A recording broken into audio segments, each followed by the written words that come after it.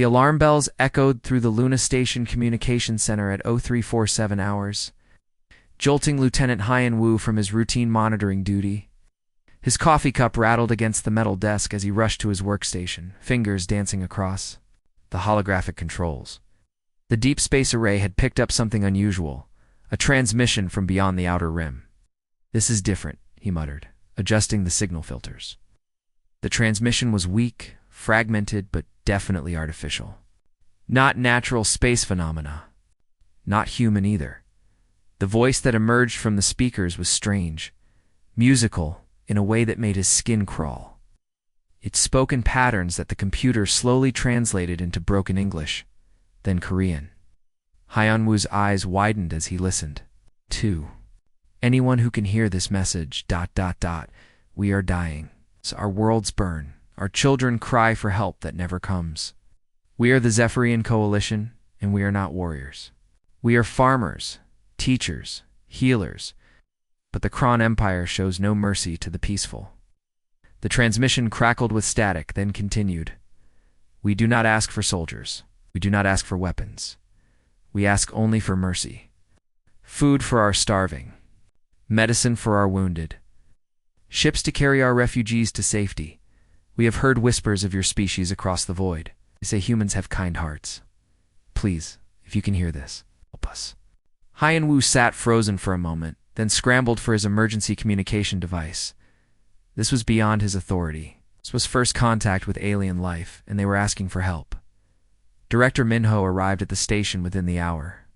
His gray hair disheveled from sleep, he listened to the transmission 3 times, his face growing more serious with each replay. The coordinates included in the message showed a star system nearly 200 light-years away. "How long has this been broadcasting?" Minho asked. "The computer estimates the signal has been traveling for 6 months, Hyan-woo replied. "Sir, if they sent this 6 months ago, they might already be ... dead, Minho finished grimly. "Or worse, give me a secure line to Earth Command. This goes straight to the top." The emergency session of the United Nations convened 18 hours. Later, representatives from every major nation filled the assembly hall in Geneva, their faces showing a mixture of excitement and fear. This was the moment humanity had dreamed of and dreaded, proof that we were not alone in the universe. Secretary General Dayun stood at the podium, her calm voice carrying across the silent chamber. "We have confirmed the authenticity of this transmission. The source is definitely extraterrestrial. The Zephyrian Coalition appears to be a peaceful alliance of 3 species facing extinction at the hands of a militaristic empire." The debate that followed was intense. Some delegates worried about the risks of getting involved in an alien war. Others questioned whether humanity had the resources to help beings so far away. A few suggested it might be a trap. Defense Minister Tommen rose to speak, his voice cutting through the arguments. "Ladies and gentlemen, we are being tested. Not by the aliens who need our help, but by ourselves. What kind of species do we want to be? One that turns away from suffering because it is inconvenient? Or one that extends a helping hand to those in need, regardless of their origin?" The vote was close, but decisive. Earth would send a humanitarian mission to the Zephyrian system. The fleet would carry medical supplies, food, and transport vessels for refugees. It would be humanity's first gift to the galaxy. Compassion Admiral Soyoung was chosen to lead the mission. She was Earth's most experienced deep space commander, veteran of the Mars conflicts who had earned respect for her tactical brilliance and moral integrity. As she stood in the Luna shipyard watching the loading of supplies, she felt the weight of history on her shoulders. 200,000 tons of medical supplies, her aide reported. Enough food to feed 500,000 beings for 6 months. Portable habitats for emergency shelters. The hospital ships Incheon, Seoul, and Busan are fully staffed with our best doctors and nurses. Soyoung nodded, her dark eyes reflecting the stars beyond the viewport. The escort vessels were minimal, just 6 frigates for protection against pirates or accidents. This was a mission of mercy, not war. Chief Medical Officer Wu Jin approached. "With the final crew roster, we have volunteers from every nation," he said proudly. Doctors, engineers, nutritionists, child psychologists, everyone wants to help. As the fleet prepared to depart, Saw-Young addressed her crew over the ship's communication system. Today, we make history. We show the galaxy that humanity's greatest strength is not our weapons or our technology, but our willingness to help. Those in need. The Zephyrians are counting on us. Let's not disappoint them. The massive ships engaged their hyperspace drives, disappearing into the void with a flash of blue light. Behind them, Earth watched and waited, proud of the message. They were sending to the stars. Humanity had announced itself to the galaxy not with conquest or threats, but with open hands and generous hearts. None of them knew they were flying into a trap that would change everything. The Zephyrian system looked peaceful when the Earth's fleet dropped out of hyperspace. Admiral So-Young stood on the bridge of the hospital ship Inchin, studying the 3 planets that should have been filled with desperate refugees. Something felt wrong. The planets were too quiet, too empty. Try to contact the coalition government. Again, she ordered her communications officer. Lieutenant Haijin shook her head, frustration clear in her voice. Still nothing, Admiral. No response from any of the planets. It's just some automated signals from the surface. Saw-Young frowned. When they had left Earth, the transmission had been clear. The Zephyrians needed help urgently. Their worlds were under attack. But now, as the fleet approached the inner system, there were no signs of battle, no refugee ships, no distress calls. Commander Jahan, what do your sensors show? She asked her intelligence officer. Jahan bent over his console, his fingers moving quickly across the controls. His face went pale as he read the results. Admiral, these signals from the planets, they're not distress beacons. They're military sensors. It's very advanced ones. What kind of military sensors? So-Young demanded. The kind used to track incoming ships, Jahan replied, his voice tight with worry. Admiral, we're being watched. And there's something else. I'm detecting massive energy signatures hiding behind the gas giant in this system. Before Saw-Young could respond, space around the humanitarian fleet exploded with light and fire. Dozens of alien warships decloaked, their black holes gleaming with deadly weapons. They were nothing like the peaceful Zephyrian vessels they had expected to find. These ships looked like predators, built for killing. All ships raised shields. Saw-Young shouted into her communicator. Defensive positions. Protect the hospital ships. The 6 escort frigates moved quickly to shield the larger medical vessels, but they looked like toys compared to the alien warships surrounding them. The Earth fleet was outnumbered 10-1. The largest alien ship, a massive vessel covered. In weapon ports, opened a communication channel. The creature that appeared on the screen was nightmare fuel. Looked like a giant lizard walking on 2 legs with scarred skin and eyes that burned like red coals. When it spoke, its voice was like grinding metal. Soft humans, the alien hissed, its forked tongue flicking out between razor-sharp teeth. You answer cries for help like stupid animals walking into a trap? I am Warlord Grexthar of the Kron Empire. Your ships, your technology, your lives, everything belongs to us now. Saw-Young felt her blood turn to ice, but she kept her voice steady. We came here to provide medical aid. We have food, medicine, supplies for refugees. We're not soldiers. Grexthar's laughter was a horrible sound that made the bridge crew flinch. Aid? There are no refugees here, foolish human. The Zephyrians have been dead for months. We killed them all and took their worlds. Their final screams helped us learn how to copy their voices perfectly. The alien's eyes glowed with evil pleasure as he continued. We studied your species through your own transmissions. So eager to help others, so willing to sacrifice yourselves for strangers. It made you perfect prey. We sent that distress call knowing you would come running to help. Chief Medical Officer Wu Jin stumbled backward, his face white with shock. You, ... You killed them all? The entire coalition? Billions of them, Grexthar said, savoring their horror. Men, women, children, we turned them all to ash. Their bones are dust, their cities are ruins. And soon we will visit your little planet Earth and do the same to your species. The alien leaned forward, his scarred face filling the screen. But first, We want to see what makes you humans so special. We will take your ships apart piece by piece. We'll study your technology. We'll learn your weaknesses. And then we will hunt down every last human in the galaxy. So-young felt something cold and hard settle in her chest. Not fear, but a terrible understanding. These creatures had used humanity's greatest strength, their desire to help others, as a weapon against them. It murdered billions of innocent beings and laughed about it. She opened a channel to all Earth vessels. All ships, this is Admiral So-young, to transmit everything we've learned back to Earth immediately. Use emergency priority codes. Full military authorization. Her communications officer looked confused. Admiral, we're a medical mission. We don't have military authorization codes. So-young's eyes never left the alien warlord's face. Now, send this message to Earth Defense Command. They expected aid. Tell them to prepare Earth's full fury.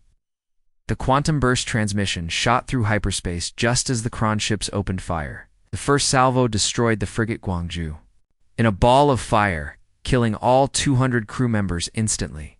The hospital ships began to burn under the alien assault.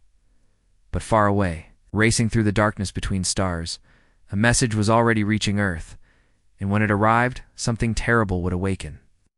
The Krone Empire had made a fatal mistake. They had attacked the wrong species.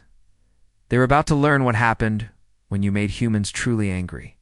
The emergency message from Admiral So-young reached Earth at 0300 hours Geneva time. The quantum burst transmission carried her final words, recorded as her ship burned around her. The message was simple but devastating. The Zephyrians are dead. It was a trap. They killed everyone. Fleet Admiral Dong Haeon sat in the underground command center beneath Geneva, watching the last transmission from his daughter's fleet. His weathered face showed no emotion as he listened to So-young's calm voice even as explosions rocked her ship. "How many ships did we lose?" asked President Yoon-ji, her voice barely a whisper. 17 ships destroyed, Defense Minister Taemin reported, his hands shaking with rage. 4,000 people dead, including your daughter, Admiral.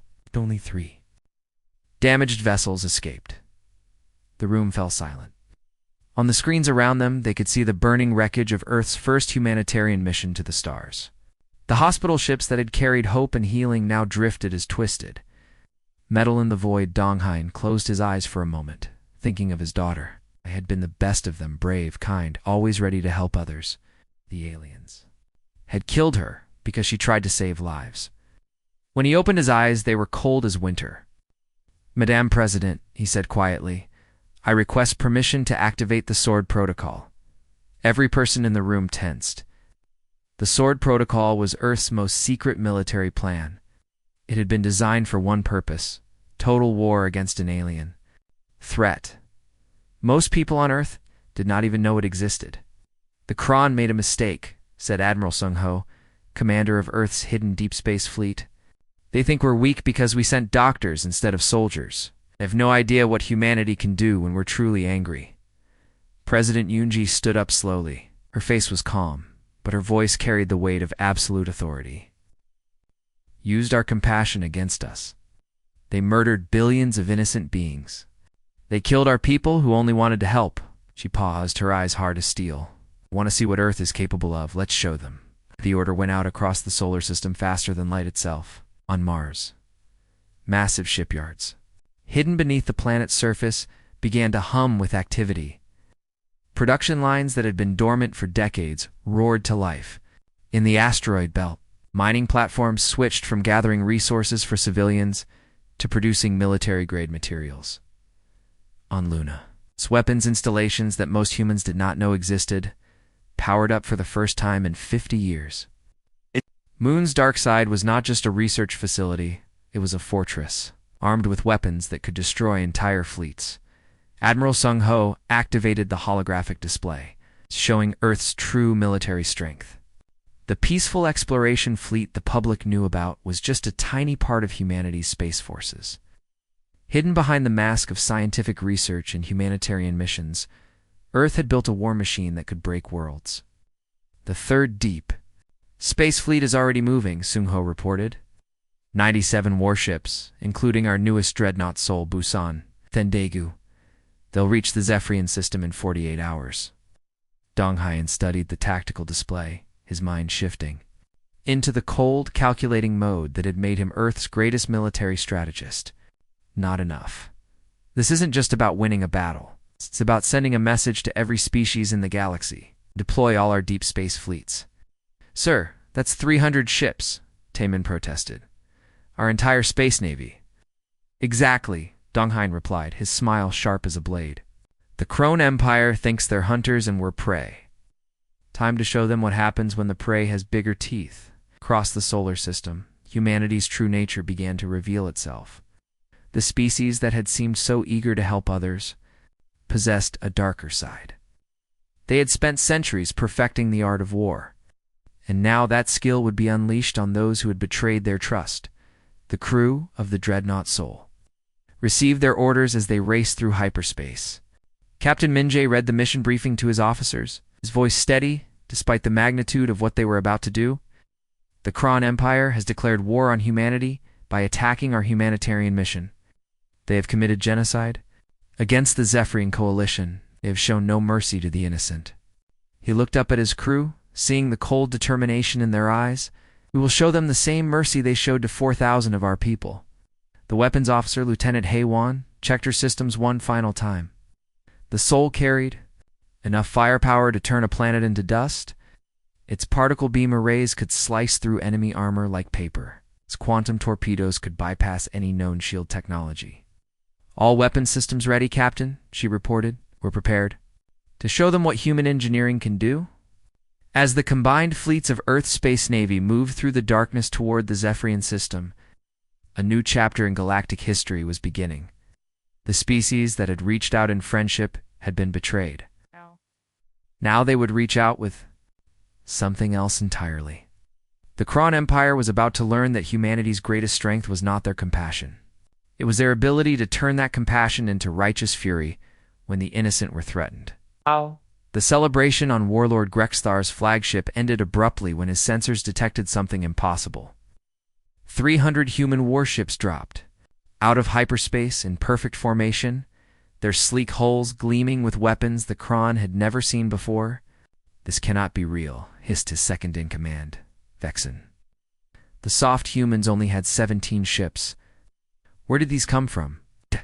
The human fleet was massive, organized, and clearly built for war. These were not the hospital ships and cargo vessels he had destroyed so easily. Sensor error, he snarled, but his voice lacked conviction. No species builds fleets this large. We're the strongest military in the galaxy. At the center of the human formation, the Dreadnought Soul dwarfed even the largest Krone warship.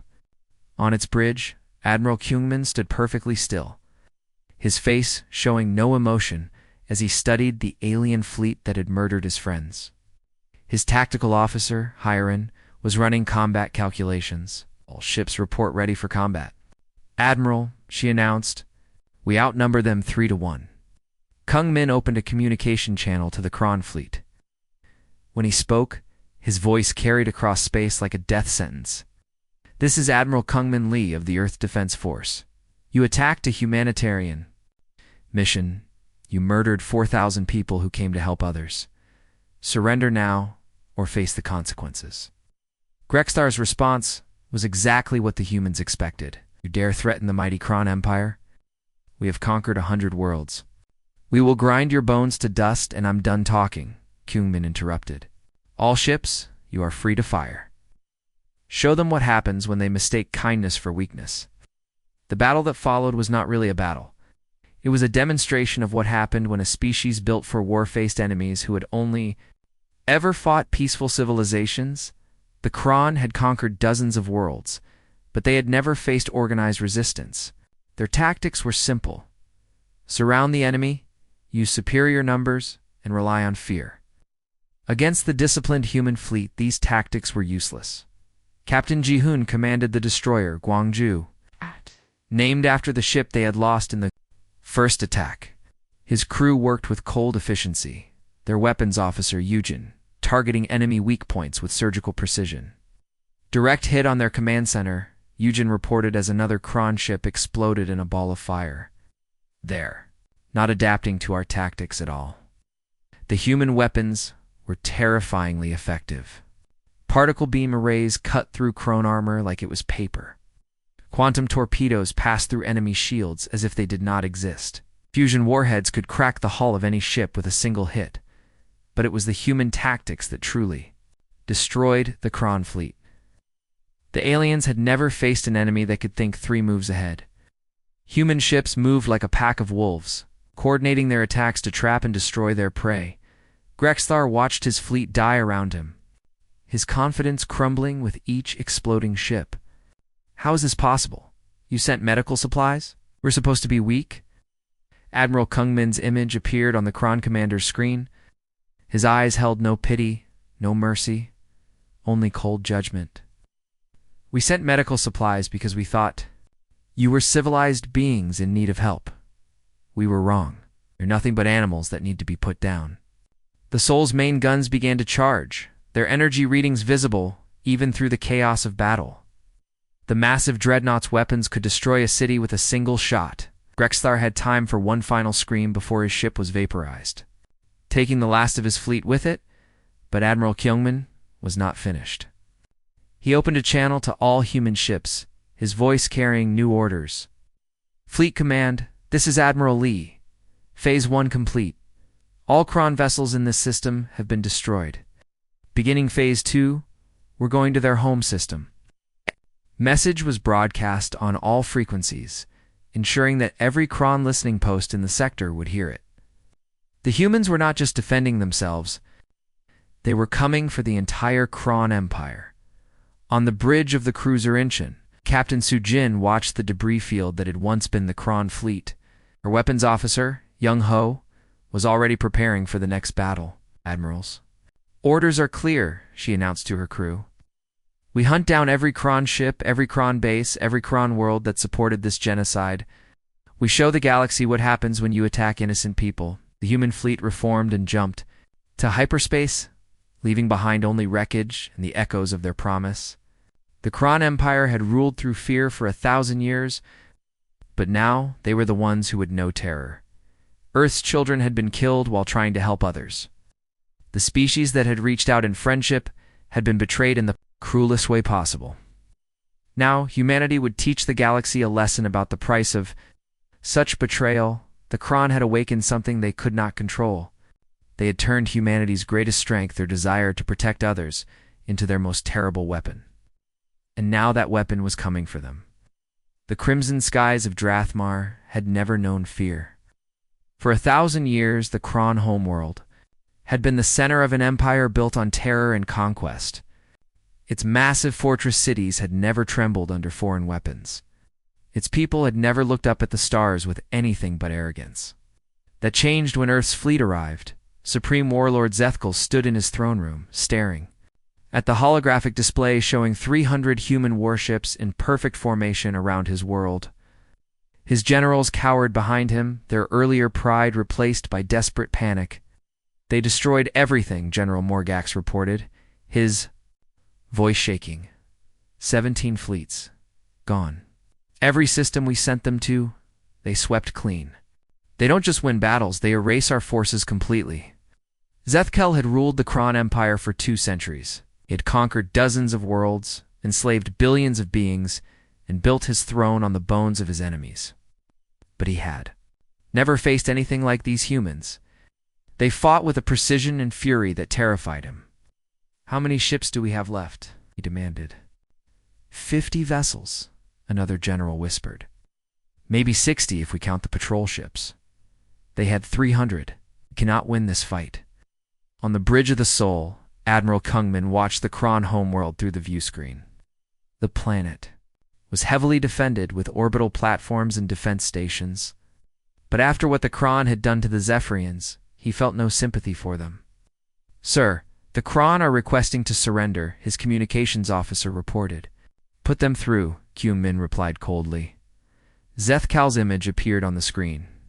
The alien leader tried to stand tall, but his fear was obvious. UN Commander, I am ready to negotiate terms for. There will be no negotiations, Kyungmin interrupted. These are the terms of your surrender.